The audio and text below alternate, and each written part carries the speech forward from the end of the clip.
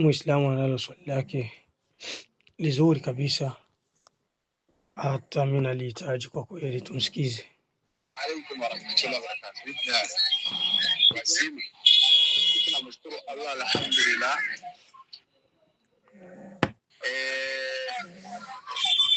Kwanza ni malalamiko.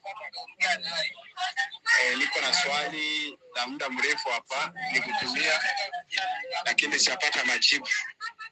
Nililipitisha kwa sekretari wako, pia sijapata majibu. Maana yake hili ni swali la pili, nataka nikuulize. Ni ipi hukumu ya kula huu mnyama ambaye anajulikana kwa lugha ya Kiswahili kama ni panya? Kwa lugha ya kule kwetu nyumbani ni isihiri. Na ni ipi asili yake? Maana kuna baadhi ya watu wanasema kuwa hii ni nguruwe. Na panya ya kizungu ndio tuko tuita nyumbani, panya ya kizungu. Nipi hukumu ya kula panya ya kizungu?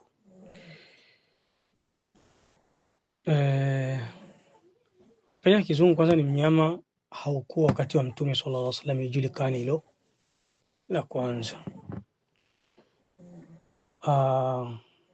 Sasa mafukaha wengi wa leo, hasa Warabuni, waliharamisha kusikia tunaitwa panya, wakaharamisha, wakasema kwa sababu na panya ni haramu kuila. Na Mtume anasema sallallahu alaihi wasallam, khamsun min alfuwaisiq, tumenyama tutano ni tuovu. Tumenyama tutano ni tuovu, tuuliwe fil hilli wal haram. Mkikutana hata haram Maka pale Madina, haijuzu kuua mnyama, lakini utoto tumenyama tutano, tushughulikieni, tuueni. Akasema al-ghurab, kwa lugha ya nyumbani kibombo. Akasema wal-iqrib, na nge. Wal-fa'ra, na panya. Wal-kalbu al-aqur, na mbwa yenye kungata. Wal-had'atu, ni sampuli ya ndege.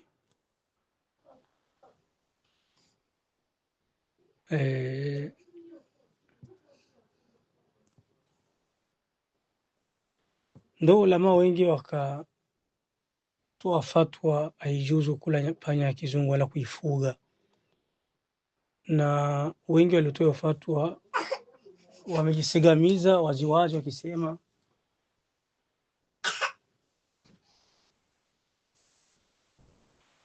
hoja yao, wanasema kwamba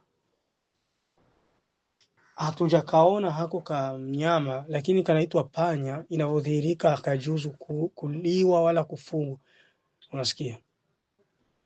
Na kitu kama hujakiona unaweza kuchukua hukumu isiyokuwa yenyewe,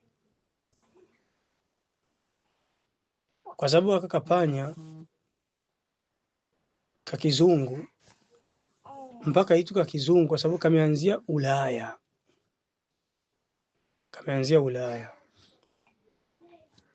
Na sisi tuko na kaida, kitu mpaka kiwe haram katika kaida za ilmu za kuharamisha kitu kuliwa, kiwe kichafu, kikiwa kinakula uchafu. Yani ikiwa ni mnyama unakula vitu havifai, ndo maumbili yake. Yani unakula mathalan mizoga, nyama za midudu, kama vile paka inakula panya, inakuwa haijuzu kuliwa.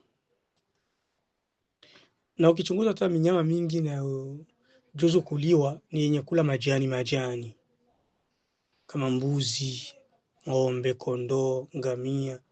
Na ukichunguza minyama ambayo ni haramu kuila ni yenye kula nyama. Sasa tukatazame haka panya kakizungu, si tumekafuga sana, watu wa nyumbani Buyenzi wanakazoea haka, na tuko tunabula sana tu. Kwa hiyo tunakajua, wala yunabiuka mithlu khabir. Ukitaka mtu akupe fatwa ni ule mwenye ana habari na kile kitu, ndio atakupa fatwa nzuri, iko na elimu na kile kitu ameshakiishi. Inavyodhihirika, wallahu alam, panya kizungu inaweza kuifuga na kuila. Hiyo ni kauli ya wachache katika ulama wa leo.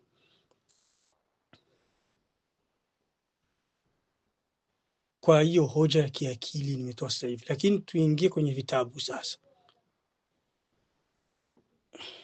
Walioharamisha panya hii ya kizungu katika dalili zao walifungua kwenye Fathul Bari, wakaona al-Imamu Ibn Hajar al-Asqalani kwenye Fathul Bari alipokuwa anasherehesha hadithi ya kuharamisha ya kuua vidudu tutano, alipofika kwenye pointi ya kuhusu panya akasema katika ya mujaladu wa 4 karatasi ya 39, walfaru anwa minha aljurth, panya ziko sempuli nyingi, sio sempuli moja. Akaanza kuzitaja hizo sempuli, miongoni mwazo akasema pako faratul ibil, panya ya ngamia, pako faratul misk, pako panya ya misk, faratul ghayt, wa hukmuha fi tahrimi al-akl wa jawazi al-qatl sawa. Anasema hizi panya zote hukumu yake ni moja katika uharamu wa kuzila na kujuzu kuziua, kama kisi Mtume sallallahu alaihi wasallam alivyosema kwamba panya iuliwe, amekusudia zote hizi panya. Ndio baadhi ya mafukaha wakachukua dalili hapa, wakasema maadamu ameshasema sempuli za panya zote ziuliwe, basi na hii ya kizungu iuliwe na isiliwi. Lakini hoja yetu kwanza, hii panya ya kizungu wakati wa Ibn Hajar ilikuwa haipo, kwa hiyo haikuingia katika hizi panya za Ibn Hajar amezungumza. Hizi panya za Ibn Hajar alizungumza ni zile panya chafu chafu, zinakula visivolika, zinakula vitu ambavyo yastakdhiruhu al-insan, vitu ambavyo mwanadamu anaona ni uchafu. Hakuna mtu anaweza kula panya. Hizi panya za ndani hizi zinakulaga uchafu hizi. Tuchukue tarikhi ya hii panya, imeonekanaga lini? Alhamstir ndio kisha inaitwa Mkiarabu, walichukua jina la kizungu.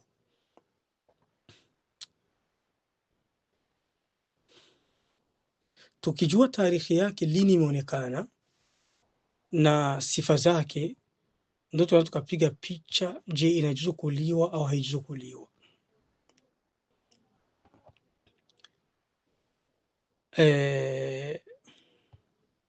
Wanasema ulama wenye kuijua ipanya ya kizungu eti alhamster haywanun saghirun min fasilati alqawarid wa takthuru tarbiyatuhu fi dual Uruba wa Amerika alshamaliya. Panya kizungu inafugwa mara nyingi Europe, na Amerika ya Kusini.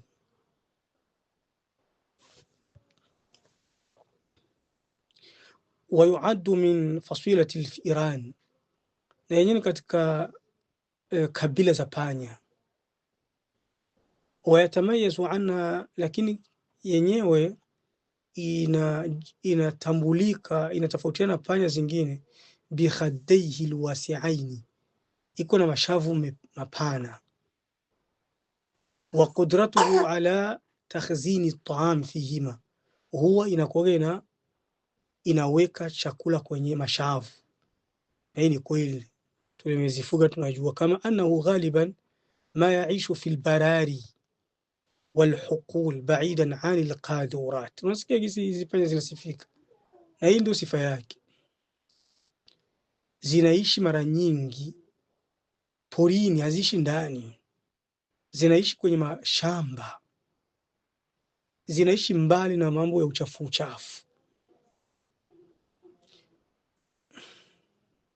Walam yarid fi hukmi aklihi shay'un 'inda al-fuqaha as-sabiqin, hakuna maneno kuhusu hii panya hukumu yake kwa wana wa fiqh wa zamani, lianna iktishafahu kana mutaakhiran fi al-qarni at-tasi' al-miladi, kwa sababu hii panya